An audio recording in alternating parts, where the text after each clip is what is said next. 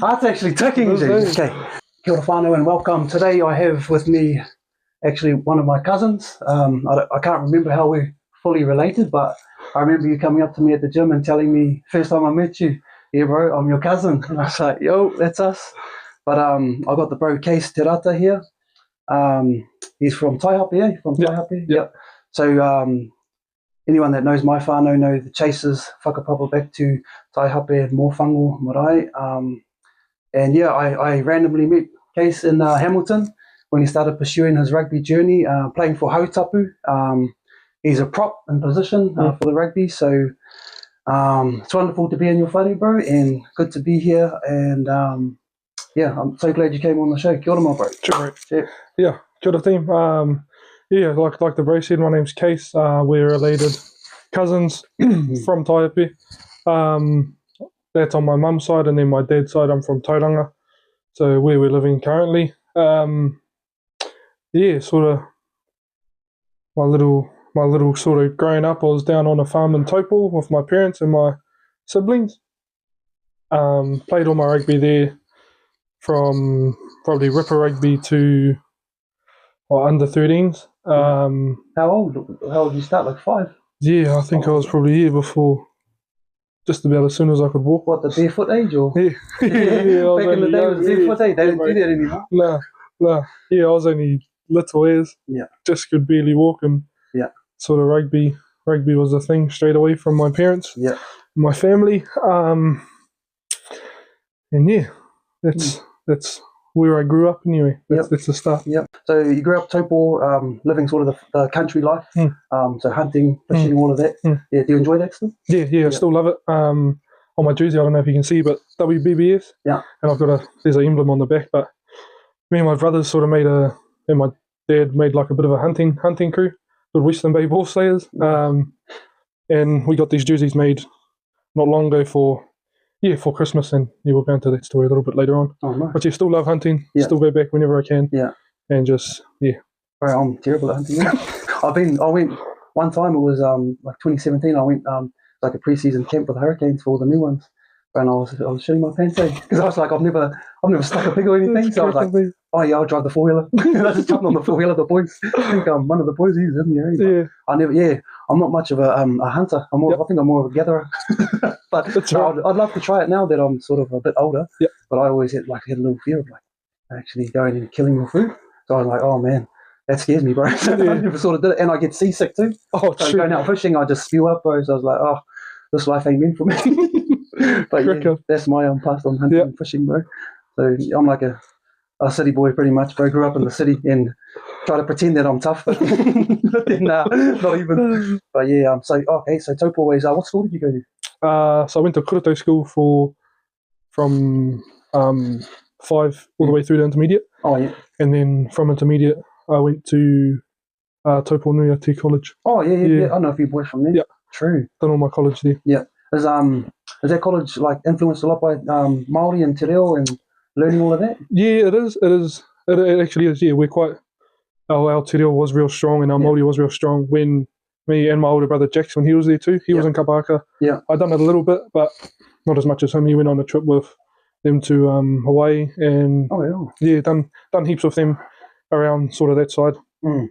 But yeah. Okay. So growing up in Taupo, you're growing up there, and then you made the big leap to chase the rugby dream, and so you moving from Taupo to Hamilton, and then you talk us through a bit of that, bro. So what was the sort of mindset, and then what made you make your decision to want to chase it? It's a bit of a funny story because in school, so I played year 9, year 10, and year 11 I started playing first 15. I started playing real good rugby. Yeah. I started off as a flanker before year 9. Oh yeah. And year 9 I was sort of flanker-ish, and then went straight into prop from there. Yeah.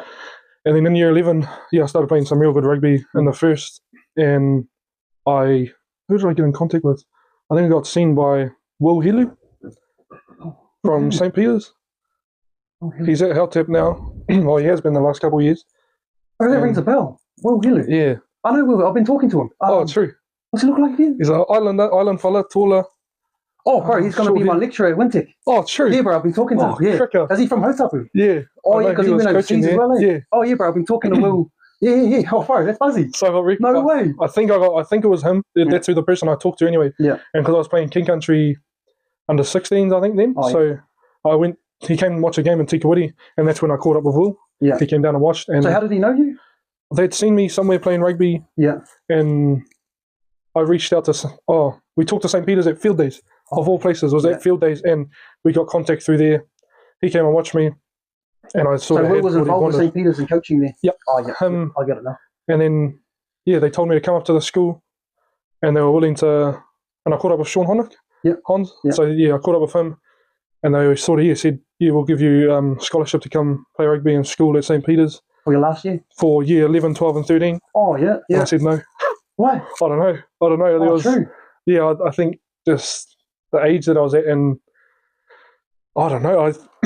So I said no. Yeah. And was sort of a regret in year 12 and 13 playing rugby because I'd sort of hit a wall almost playing for Nui. Yeah. And then out of year 13, I got a message from Sean Honick. And that must have been when Ollie Norris was starting to get out of club and going to Chiefs and stuff like that. And he said, we're sort of getting short of props. Do you want to come up and play? And I was like, shit, second chance. I don't know if I'm going to jump on it. So, excuse my language, as soon as I got out of school and he messaged me, bang, I was straight up to Hamilton. Yeah. Oh, straight into rugby. Yeah. Big whack straight in to the face. Hautapu. Yeah. So moving to Hamilton and getting into sort of the top tier club teams there, Hautapu's a big team in the Waikato, like always up there in the top, making semi-finals and finals most years and sort of up there with Old Boys and Marist and things. And how was the jump, bro? How was the jump from Taupō going to senior club rugby in terms of like talent and how hard the game was? Oh, it was crazy. It was like it was an eye opener for sure. Like going from this little town to sort of the heart of rugby in New Zealand almost, Yeah. And it was a whack, and I got put. So they were gonna put me straight into. They put me into Colts, and played that. But even that, like, it's still so many more levels above than what I was playing. True. Was it sort of like a development, sort of trying to develop you and bring you up to the seniors? Yeah. And then the next year was the second year that I was at TAP was the year that I really sort of jumped, and I was playing Prems and Colts sort of up and down. Yeah. Who was in the position for the Prems? For your position? It was this fella T Tahiri and I think that's it. Him and there was a couple other boys that I can't really remember. Like some of them were in and out, going overseas and stuff like that. Yeah. And so there was heaps of competition for me, but the way I was heading and the way I was playing, I was sort of locking in my spot for the Prems. Yeah. Were you part of the Waikato Academy at all? Nah. So that's at the end of that second season with TAP, I was supposed to get a call from Waikato and then go into Academy and start that. But one of the games leading up, I think I hurt my shoulder. I tore a muscle off my shoulder. True. And it sort of put me out. I didn't play for about 4 weeks. And then didn't end up getting the call. Oh, because you weren't. I wasn't there. You weren't in their sights, and bro. I can see how that happens. That happens to a lot of people. Yeah. Well, how did you feel? So obviously you had hopes to get in there, and then you tore the shoulder muscle, and then had a 4-game stand down. Like, how did you feel not getting called again? Or I was a little bit. It was a little bit hard, sort of, bit of like a kick in the ego almost. Yeah. It sort of hurt. That was the most, but I was in a pretty good headspace then, and I just sort of carried on and whatever happens. Yeah. But I just enjoyed playing rugby. So yeah. And what year was that? So your second year was like 2000 and. So my third year was last year, 24. So it was in 2023. 2023. Yeah. And I met you 2022, eh? Yep. And then I made you do shuttles at the park. Yeah, that's horrible. I was probably in the worst shape of my life too. True. I remember after that, because we didn't reconnect after that, and I was thinking, I just took him to the park and we done some cardio for the prop. That's crack up. But I was like, that'll be good for him. That'll be good for him. I was. But no, you didn't. You weren't too unfit or anything, bro. But I was pretty broken after that session. Like my Achilles was stuffed there. I was like, oh man, down at Steel Park. Like, man. But you ended up moving in with Kobe in that, eh? Nah, so I wasn't with Kobe. I was in that house, but I was with Carlos, the younger brother. Oh, and it was just me and him in there. Yeah, okay. Mm. Oh, and that was in Hamilton East, just down the road from Wellington Street. Yeah, I remember you rocking up in that mean ass. I still got that. Yeah. Nah. It's not, I don't think it's here. I think it's at my parents' spot. Oh, yeah. Yeah, I've still got it. Oh, bro, yeah. All right, I want that, boy. So a couple of years in there, playing Colts and then getting into senior rugby. So what was the mindset and how did you refocus after not making sort of the call up to get into the academy? To be honest, I think I sort of didn't. Yeah. I think so after that year, What 2023. happened? Yeah, after then, I moved back home. Something happened. I lost my job or something. I was in and out of jobs. I was horrible with jobs when I was in Hamilton. Where were you working? I think I was mowing lawns with a sort of like subcontracting for a company. Yeah. Mowing lawns. Yeah. And it was mean, but yeah, I just couldn't. I don't know. I just didn't want to go to work. Nah. And Then when the rugby season was over, I'm just like, I just want to go home and go home. Because you were there to do the rugby, and you were doing that job because it was facilitating you to do the rugby. Then when the rugby didn't work out, it was like, why am I here? Yeah. And I know that. Pretty much. Yeah. And I did still do decent that season. Like I still played a couple of rep teams and stuff like that. But yeah. But at the time, going back to that mindset of you're going there to get the job done for the rugby, because that was my mindset. When I moved to Taranaki, it was I'm here for rugby. I'm not here for anything else, and I'll do whatever it takes to get the contract and work in whatever job or wherever they put me. What was that mindset like, bro? Like, I think it was pretty dark at times. Like, just sort of not feeling like you were home. Almost, you don't have any comfort feeling. You're just there for a job and for a thing. So it did get into my head a little bit. And were you shooting back home every weekend and stuff? Yeah. Bro, after Friday, after mahi, boom, straight home. That was me for 4 years, bro, in Taranaki. Every time I got a day off on Wednesday or whatever, day off, finish training on the Tuesday, straight in the car, back home for the night, sleep there for the Wednesday, drive back to Taranaki like 5 a.m. on the Thursday and get ready to go to training.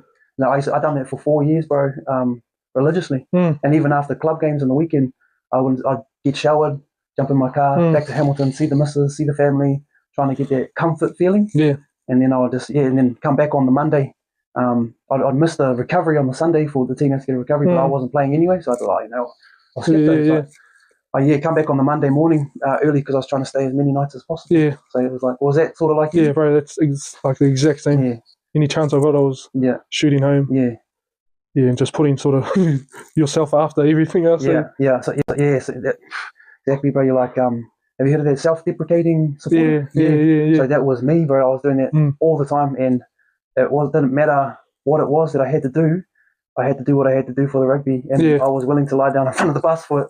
That was me through my whole career. Was my choice. Yeah, I did it, but at the time I didn't know they were decisions I was making. Yeah, I just thought it was this is happening to me. Yeah. And then, but now looking back on, I made that decision. Yeah, I was driving back every weekend. Yeah. Oh yeah, I was doing that. Yeah. Have you come to sort of realizations like that as well? Yeah, definitely, bro. Now that I've sort of come out of it, it was like shit. I was making decisions. Like it's just like a compound effect. The little things that you're doing just compound, and then boom, smacks you all at once, sort of. And then when you have the rugby taken away, and then you don't have the thing to support your life or anything you're chasing, and don't have financial security, you don't know what you're going to do with your life, and then you're met with the what the hell is going on? What am I supposed to do? Yeah. Were you confronted with that? Yep. Yeah, I was a couple of times, and then my aunt was always running home. Move out, drop everything, go home. Yeah. My parents were real good in that aspect. Like they supported me with whatever I'd done, and if I even needed to go home, same. Because mummy and daddy's boys, they always looked after me all the time. Yeah. When I was failed at life or whatever, I got to go home now. I'm going home, and then they're always there to welcome me. Yeah. And then I was just mummy's and daddy's boy till probably I still am. It's like far out. Like it's on a different level now, though. Yeah. Now I understand, and now I know that staying in their comfort zone is not good for me. No. And then I've got to grow up someday and become, your own person. Yeah. But I never realised I was that dependent on mum and dad until probably like a year ago. Yeah. That hit me, was like far out. It's crazy. Played rugby, moved home, and just drank all summer. Yeah. Drank, hunted, and worked. Yeah. And because I loved, like, me being on the farm, it doesn't feel like work. Yeah. Like, I could be doing 15, 14-hour days. But you love it. But I love it. Yeah. Yeah. So I've seen your stories back then when you were back home and doing all that. Yeah. I was watching your socials and I was going, the boy's back home. Yeah. Looks like he's having fun. Oh, I love it. Yeah. It's just my comfort, and I just didn't get ready for the season at all. So it was just alcohol, hunting. How many times a week were you drinking? Oh, shit. I probably can't count.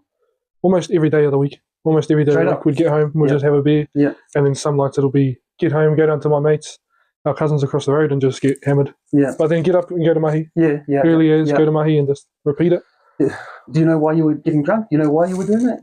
It's just, I don't think, I actually haven't addressed that properly, to be honest, because I wouldn't have a clue why I was doing it. It was comfortable. Yeah. Even my mates and my brothers and the workmates that I was with were doing it too. So I was like, sweet. And it was more like, was it a fun thing? Yeah. Yeah. It was almost like a fun thing, like, and because we're not in town, that we weren't getting in any trouble. Yeah. Which almost felt us. And you're all together having fun, and you're all having a drink. Yeah. Well, I suppose, even though it's drinking, like, still fun drinking, you're not drinking to run away from things. I think that's the difference between the drinking that I was doing in Hamilton and the drinking that I was doing at home. Oh, so what was happening in Hamilton? Oh, so the drinking and the gambling, not I didn't abuse any drugs, like I didn't do any drugs. That's good. It was just drinking. Yeah.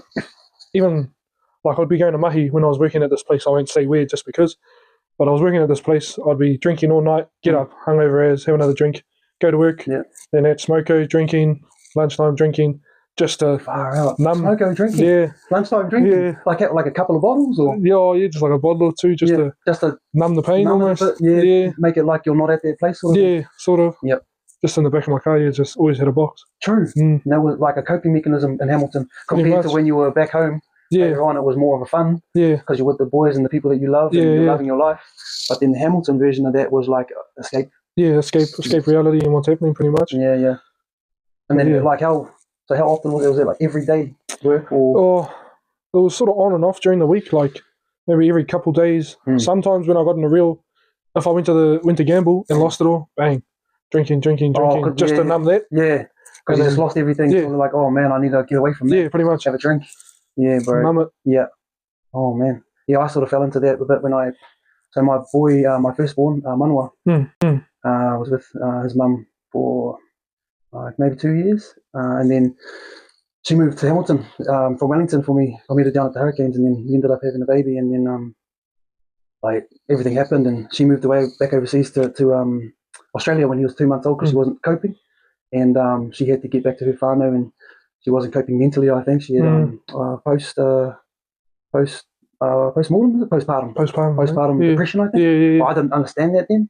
I just thought, what the hell's going on? She just wanted to run away, and I took it as like, oh, she's run away from me. Like, why would she leave me here by myself? Or why did she run away from me? She doesn't want me. And then I sort of resented it because she obviously took my son, and my firstborn son, and then 2 months old, and then no communication in that, and I just didn't know what to do. Yeah. So every day, where I was waking up, and then I'd start like sort of going on walks, pacing a bit, but my mind just was not there, and so I just turned to the drink too, and I just started like, I'd go into mum and dad, my dad's stash out the back in the shed, and just start. No one knows this. I just started sculling drinks just to be like, oh yeah, numb that, turn that off. That's hurting. Oh, what is that?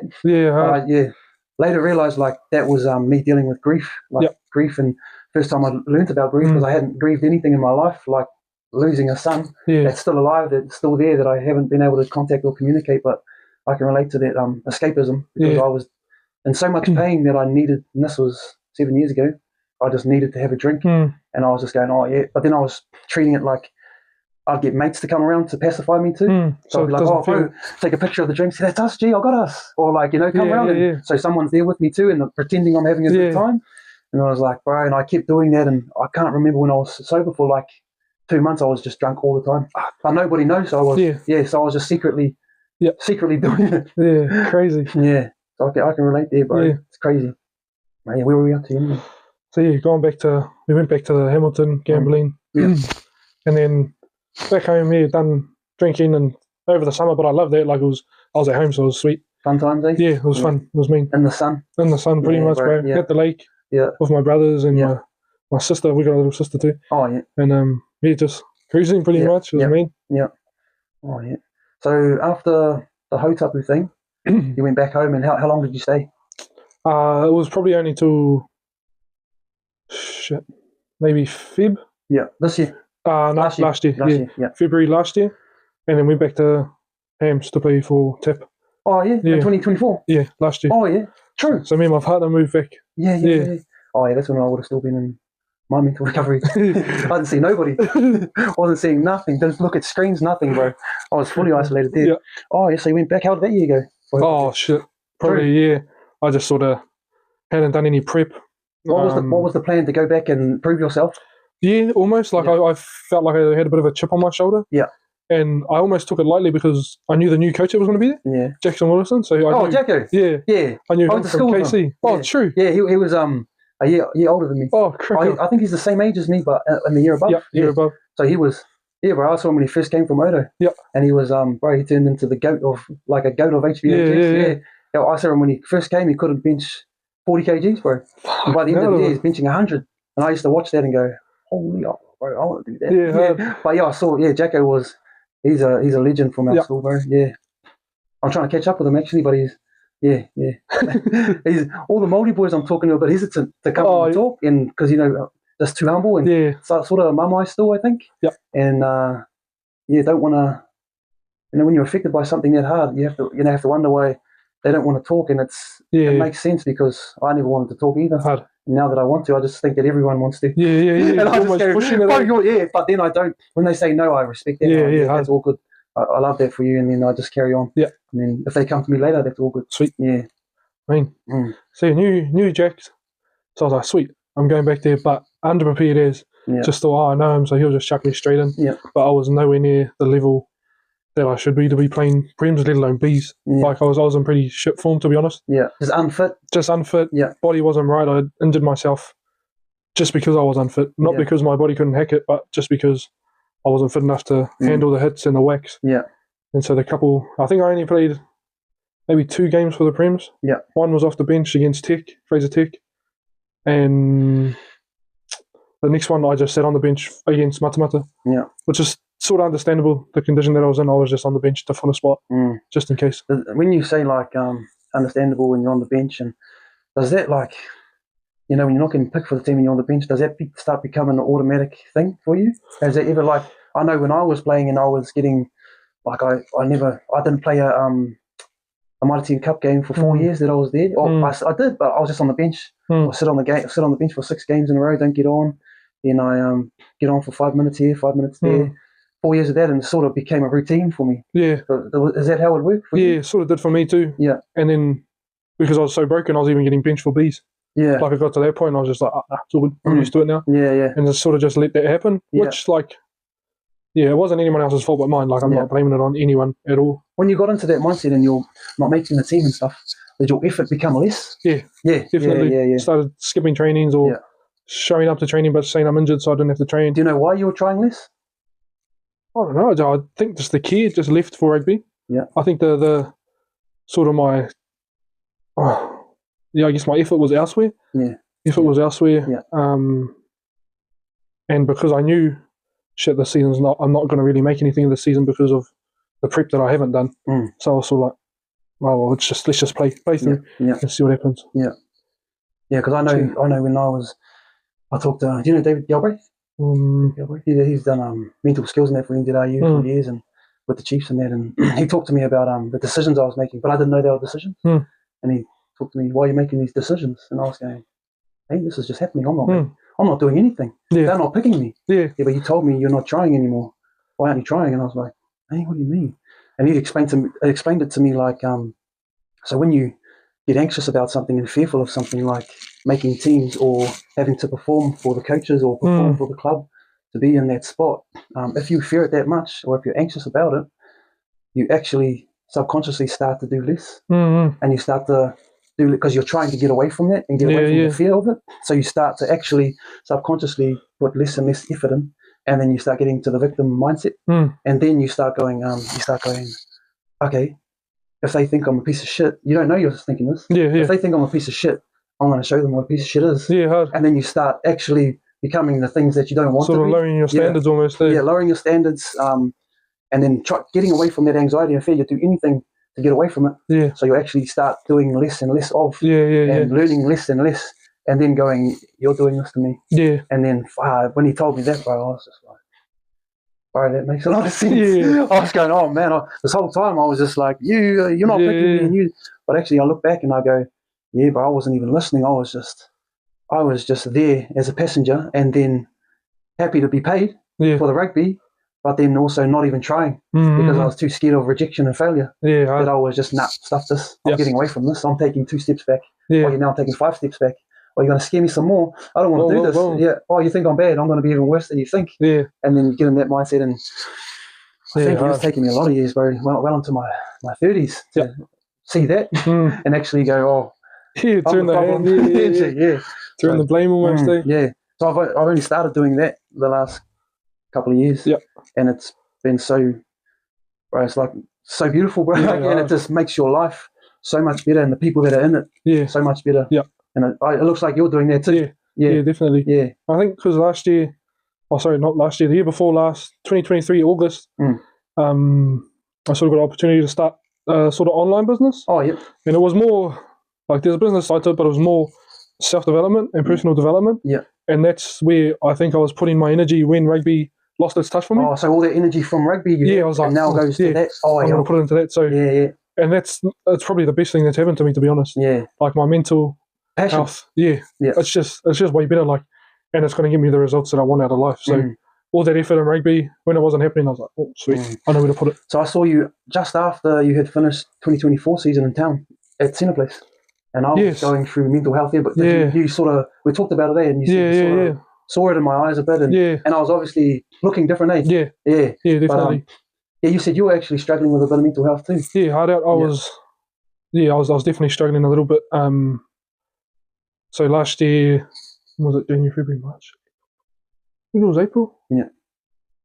Yeah, last year, April, sort of, well, he's not our brother, but pretty much he's sort of our cousin that was working on the farm with Dad. Yeah. He passed away last year. True. Yeah, last year, April. Oh, sorry. And that sort of, it was pretty rough. It sort of put me in a ugly spot. Like it was being like losing one of my real brothers. That's what it felt like. And at the time I had just had a new job. So I'd been there for about 2 months. And then boom, found out he passed away, and I rang her. I was like, shit, I need to go. And I just said, can I work these days? There was a public holiday. I said, I'll work up to the public holiday. Yeah. And then can I go? And she's like, no, it's all good. Just take it off. I was like, okay, sweet. Went to my brother's tangi over in Gizzy, got that over and done with, and then came back. And on the Monday, went to work, got called into the office, and she was like, oh, we're going to let you go. And I was just like, why? I don't know. I was just like, what happened? And she's like, oh, we just can't have people taking too much time off or something. Well, she said that you could. That's what I was like. You sort of. So how long did you have off? Like just it was probably 3-4 days, maybe. What? For a have you been all good before that? Yeah. Like worked every day up to punctuality, everything. Yeah. I was good. I was sweet. That would have and then obviously after your brother passing, and then you lose your job out of it, like just for nothing. Yeah. Oh, bro, and then it was pretty hectic. Like but then again.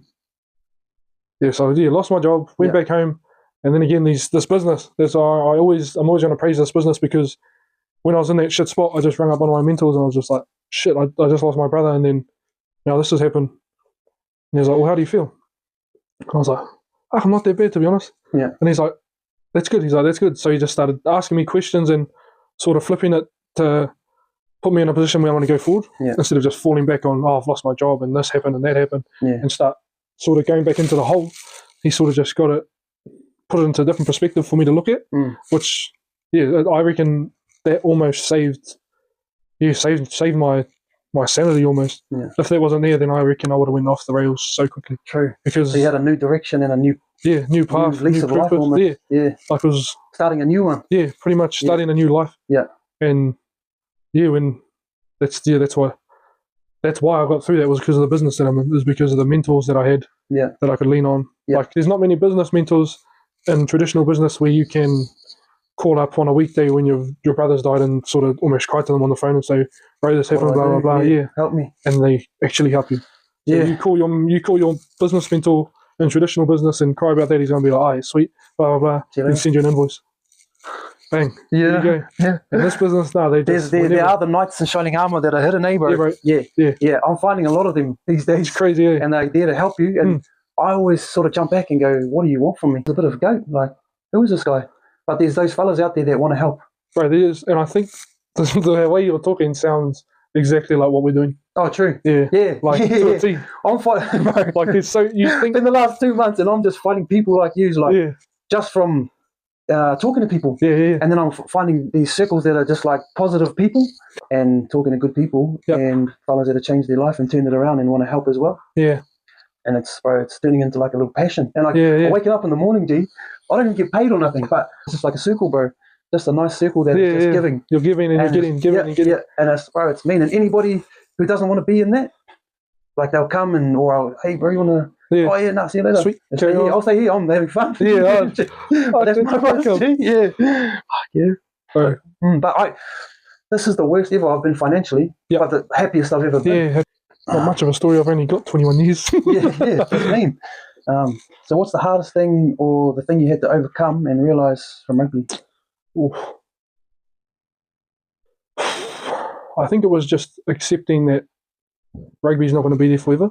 I think that was the hardest for me because that's what I wanted. I wanted rugby to. Rugby was my life, sort of, at the time. Yeah. And then having to accept and say that to myself, the rugby's not going to be there forever, bro. You're going to have to hang your boots up. What made you get into that mindset? Because I never got there. Yeah, I never accepted that, bro.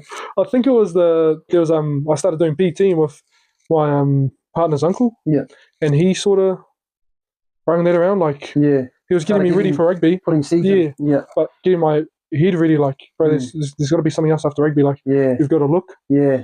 And I think that was the hardest thing. And then also telling my mum that rugby's not going to be here forever. Oh yeah, because you told me about you wanting to do it for your mum too. Yeah, for my parents is my main reason for everything I do, pretty much. Yeah.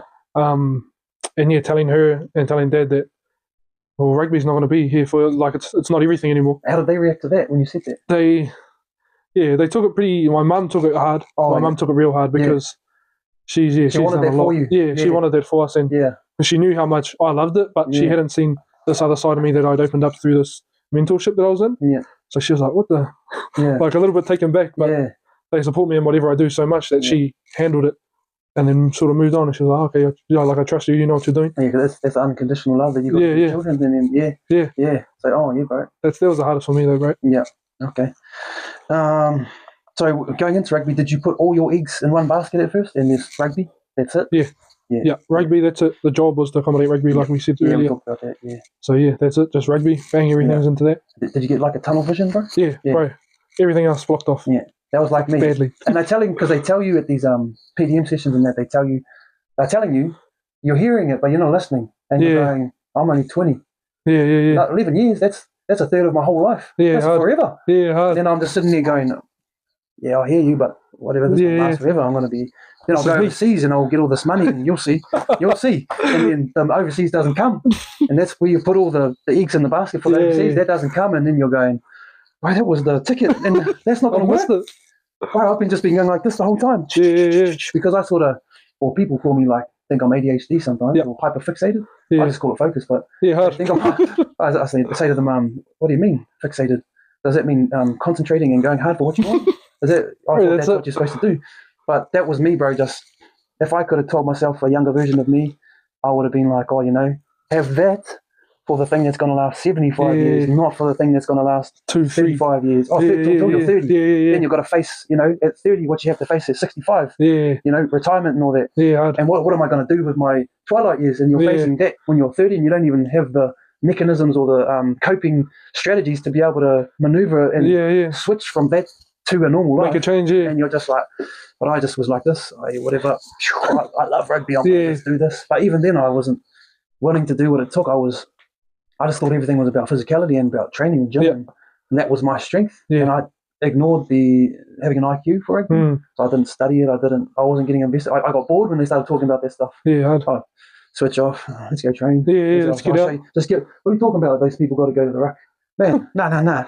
Just give the bro the ball. Give me the ball. I'll show you. I was like that, bro. And it wasn't until I was like late 20s, 30s, I started to really get it when I was down at the Canes, and how TJ Pitanata and Bowden Barrett would be generals, bro, and just manipulate pieces on their chessboard, and just he goes there, they go midfield scrum, 9 will go here, he'll go there, fullback you'll linger in here, wingers will be here, and they just every bro, they know it intimately. They know what's happening. And I saw that detail, and I started going, that's scary. Don't ask me. Hard. Don't you dare come and ask me a question. Shut up, Woods, and just listen. I don't want to be in these meetings anymore. I'm going to do whatever it takes to get away from me. Anxiety. Hard. But yeah, bro, that was me. And only now, I realised I know a lot. So I like getting excited about knowing things for my coaching. So I'm like excited about that. And knowing things to give. It's like, this is actually exciting, and I can teach the young fellas these things. But when I was in it, too scary. These fellas are too goat for me. It was like that. But anyway, you spoke to me once about anxiety, bro. How did you face it and overcome anxiety? And do you still get it today? Nah, no, I don't get it all anymore. No. But I was getting the flashes of it almost when I was sober because no numbing. Yeah, no numbing. And reality was there. Yeah. And that's when the old stress starts to kick in. You start to overthink the future. Start talking to yourself.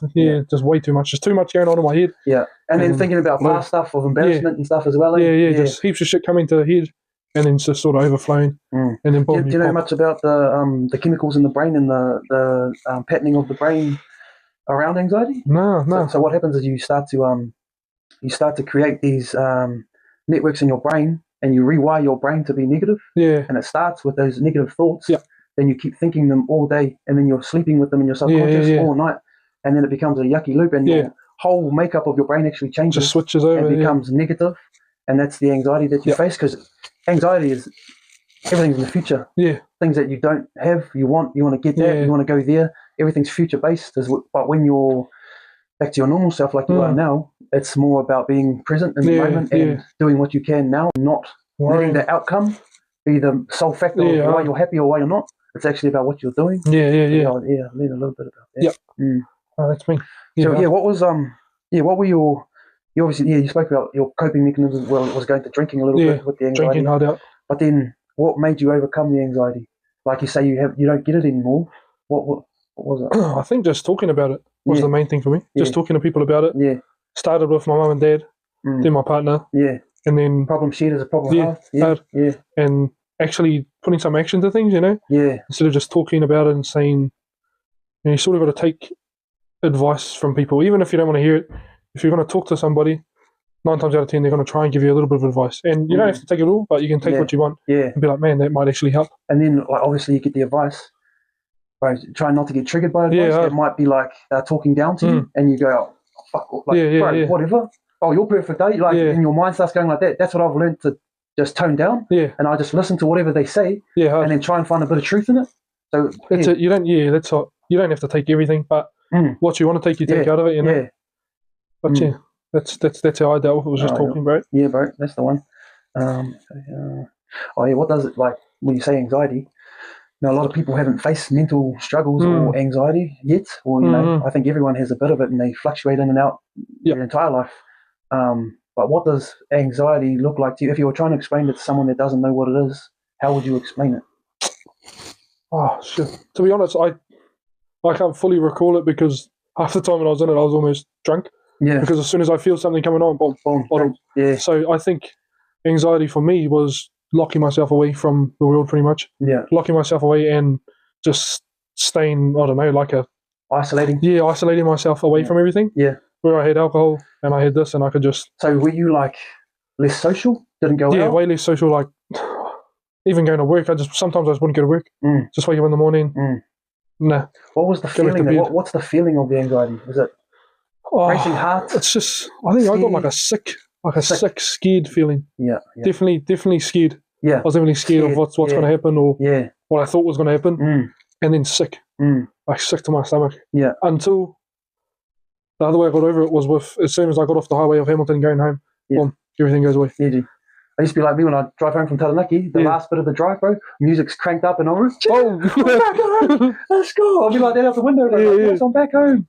But I know what you mean. Yeah, because anxiety looks different for everyone. Yeah, it does. And bro, there's no gauge on who's suffering more, who's suffering less. Pain is relative to the individual. Yeah. But because trying to explain it's so hard if people don't know what it is. I almost like go to the it's trying to explain the colour yellow to a blind person. Yeah. Like if you had a blind person and you say, oh, what's yellow? And you go, oh, it's the sun. Then they go, what do you mean the sun? What does that look like? Oh, it's yellow. Oh, what's the colour yellow? You're trying to explain to me. Well, it's like bright. What's bright mean? So it's like, and I just always think, because I could never explain the way that I felt to people, and people would never understand. But that's the one thing that I had to come to terms with, is that I had to accept that nobody's going to understand me. And I had to be okay with that. Yeah. And that's the hurdle that I had to get over, because I wanted people to understand where I was coming from. But those around me, even people that had mental health, still couldn't understand me. And I was just like, bro, what the hell? I can't explain it to you. It's just, I'm just in it and I don't know what to say. Yeah. That's why when you were asking me, I'm sort of like, don't know. and then you say, I'm like, Did you have any like physical things happening? Nah, no physical. I would just. What about your heart rate, heart pace, and all that? Like, nah, I think I was pretty sort of just shut down. Like my body expression would change. Yeah. Like my stature just would be change. Down and just like looking at the ground, just sort of like staring, gazing. Yeah. Just But the inside feeling. Butterflies, like the scary butterflies. All sorts of ugly. Oh, that's me. I'm talking a lot. Yeah, that's me. That's good. I fucking love it. That's me. My buzz. Far out. I thought I came here for healing for you. I'm healing myself. That's good. Yeah. That's me. Oh yeah, we talked about that. Yeah. Today you talked about cold plunges and sauna. Is that for physical recovery, or is that more for mental? Bit of both. Physical recovery, of course, and then just challenging mental. You know. Yeah. And also healing the mental, just sort of letting the body relax. Yeah. And just sort of get in touch with yourself. I think that's what it does for me anyway. Once I go into that room, so it's just myself. Turn my phone off. And then just lock in pretty much and get. Have you looked into the science of cold plunging in there? No, I haven't. But I've talked to not science properly, but I've just talked to my mentors heaps about it, and so like sort of why should I do it? Yeah. No, like, bro, it just helps. Just try it, and it helps. And I was like, shit, it does. You should look into like researching a bit about it, because it makes a lot of sense. And the science around that and dealing with anxiety, especially, because when you jump in the cold, it turns on the automatic fight or flight, the part of your brain, the reptilian part of your brain that's there for survival. It's the oldest part of the human brain, and it switches that on a bit. But then when you sit there in it and you just sit there and be patient, and you start like breathing. I'm getting. I got to survive. I want to get out of here. I want to run. But then when you sit through that, it gives you more. I guess that like you're able to handle it more and more, and that actually translate into life with your anxiety and fight or flight response. You're actually able to turn off the fight or flight and put your so the frontal cortex is where it goes to. Where you make your decisions and you have empathy and you have all the good things happening in the front. It turns that bit on, and you're able to switch this off and just be present and be mindful and. And I started learning about it in like 2016.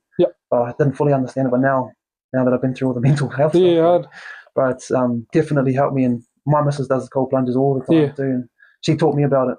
So true. She teaches me everything about everything, bro. And even the man jobs, she's trying to do the man jobs better than me, bro. Like she flipped the house and sold a house and made money off it, and like by herself, flipped the whole house, bro. And I'm just like. I have to pretend sometimes I know what she's talking about. She's got all the tools, I'm like, when it comes to mowing the lawns, I always have to run out there. What are you doing? I'm mowing the lawns. Give me the lawn. My lawns. That's all. But she's. That's mean. If she was man, but I'll tell you what, she'd be a pretty tough man. Like far out, she's a tough woman. And it's like holy shit, No, that's mean. It's cool to have someone like that. The man job. I'm just like, let me be a man. Just let me try. Let me be a man. Crack up. Is there anything else you want to talk about? No, I don't think so. I think it's pretty good. Yeah. Oh, bro, you're overseas. Oh yeah, Darwin. Yeah, Darwin. How was that? Gee, when was that? That was last year summer. Yeah. So I went over 2024 summer. Yeah. No, to 2023. Oh, was it? Yeah. Is that when I saw you? Yeah. 23. Yeah. That's ages ago. Yeah, it is. Oh. Yeah. So 23 summer. But I didn't actually stay there as long as I thought I was going to. Yeah. It was a bit of a rash decision, to be honest. Yeah. Like, the situation that I was in at the time, I shouldn't have gone. Like, it sort of made everything. Was it about the rugby again? Yeah. Yeah. About the rugby. I don't know. To be honest, there was no thought put into it, really. I'm going to go. I'm just going to go. It was good. Like, it was good life lessons, like just learning and being somewhere different. What club did you play for? I played for the Darwin Pirates. Oh, yeah. The Pirates? Yeah. How did you get that opportunity? I think it was through King Country. Oh, yeah. Yeah, through King Country. They were, because one of the boys over there, one of the old boys that are at Darwin Pirates, they used to play for King Country, or they know someone from King Country. Yeah. So they were sort of putting their feelers out there for fellas to come over. Start networking and stuff. Yeah, it's crazy, and the connections. Yeah. And then goes to overseas and you're like, how do you know him? Oh, through him. Bang, that club bang. there. And like, oh, yeah, bro. Yeah. That's how they get. Yeah. So I went there for that. Where I played rugby, they put you on a little retainer thing, like give you $1,000 and then you start and get a job. I think they just paid for. So they paid for. We were living there for about a month. Yeah. And all of that was paid for. Like, we didn't have to pay for our rent or anything. Oh, man. And they got us a truck. And they got us jobs. Yeah. A club? Just one of the just the truck that we're cruising around in. Oh, wow. Yeah, that was cracker. But yeah, I don't know. Me and a couple of boys that were over there things just didn't happen, and then we just come home, come back. So you were over there for like a month? Bro, maybe a month. Oh yeah, maybe a month. Not even that. It wasn't even. Why didn't it happen? Did it just? I don't know. I think I wasn't enjoying the rugby as much because to compare it to Hautapu was pretty out the gate, but compared to where I was playing to where I went it was a couple drops below. So it made you just feel like muck around kind of? Yeah, almost. Like it wasn't at your level you wanted to be at to stimulate you to want. Pretty much, bro. Pretty much. I felt like I was in the same situation that I was in last year, but in Darwin. I was sort of like, I don't think I'm going to get anything out of this. Yeah. So I just sort of stopped. But I enjoyed my time over there. Because everyone always says, "Oh, bro, go to Australia. It's easier to crack it." Yeah. But it's not. I don't reckon that's the truth. No, I don't. The rugby can be easier. Yeah. But still got to do their pathway it's so messed up for them too. Yeah. Like you pretty much go from club rugby, or if you're going to high school, you go from high school Super Rugby. Yeah. They got no path like how we got. They don't have a NPC Academy. Yeah. They got nothing. Yeah. Because my cousin Ben O'Donnell. Yeah. He played. Oh, true. Yeah. Yeah. He went club rugby, but then he went to America a little bit, came back, Australian Sevens, and then straight Super. But you usually go club to Super. Yeah. They've got no in between, but they try to do that comp that year was, I can't remember what it was called. They tried to do like a mini Mitre 10 Cup sort of thing. Oh, real? Yeah. Some of the boys over here were getting scooped up from the good clubs. Oh, true. Yeah, go on little contracts there. Cracker. And you get like 15K for a little, it was like 12 weeks. Fuck, yeah. So some of the boys that were missing out Mitre 10 here, they'd come scoop them up and they'd go over there. To Aussie, yeah. And I think my mate, Matt Kenny, do you remember Matt Kenny? He was a pretty mean rugby, fast as winger fella. They saw him playing at a comp. He went there to play for one game for his mate at this club. They saw him, bro, and on a contract. I forgot what it's called, bro. I'll try and figure it out. The game. But yeah, and then he almost debuted for Waikato once. Yep. And then straight over there and starting winger and they're playing against all the fellas that are just sort of fringe super and super players. Yeah. So he loved it, yeah. Yeah, it's so weird. There's just they've got no depth. That's why they're sort of. I think that's why the results that they're getting. Why there's a reason they're getting it. Because I went to 2015. I went to Melbourne. I was supposed to live there. Oh, okay. I was going to live there and then be there. All the clubs that were talking to me wanted me to play because I just finished my sevens. Yeah. And they knew who I was and that. But I was just there and I just I'm not even passionate here. Yeah. I don't even want to be here. I need to go home. I need to go back home. But then talking to my old coach from high school, and he said, if you run from it now, you'll be running for your whole life. Yeah. You've got to come back home and face it. Yeah. So I had to come back home and live in the car for a few months and then trying to still do rugby. Yeah, that's right. So I was going to Waikato trainings and because what happened, it caused a rift between people I thought were my friends. Yeah. But they were also friends of the people that I had the rift with. Oh, and then they were in rugby circles too. And then I went back to Waikato training and nobody shook my hand, Out of it. Yeah. No one shook my hand. And that's the first time I faced rejection. And I was going, but I thought you were my mate too. Yeah. Like, but if that happened to you, I'd still be your mate. Yeah. Like, because you were going through a hard time. But I guess people see actions and, sometimes can't have the empathy or it's too fresh. Yeah. But I just had to face all of that and come back and fucking out of it. Yeah. But I was going to be there, but I just, there was a gateway there for me to go. I probably would have made it. I could have made it into super in that. Yeah. But my heart wasn't there. Yeah. Yeah, my heart wasn't there. Crazy. Yeah. Came back and faced it and people were saying I'm too old anyway. And then I had to go, too old. I'll show you. Then they'll message me when I made that super and message me, bro, lucky you didn't listen to me. I'll be like, I know. Yeah, that's why I get the extra drive. No, fine. Anything else, bro? No, I don't think so. I think that's some. So that's my brother. True. Thank you for having me here. No, Pleasure to have you on. And so that's the bro Kees Terata.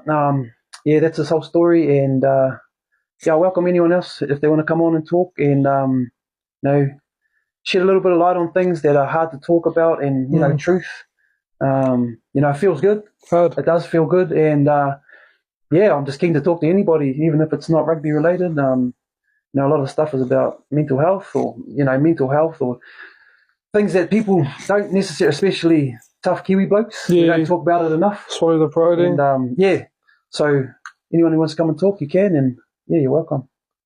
Thanks with the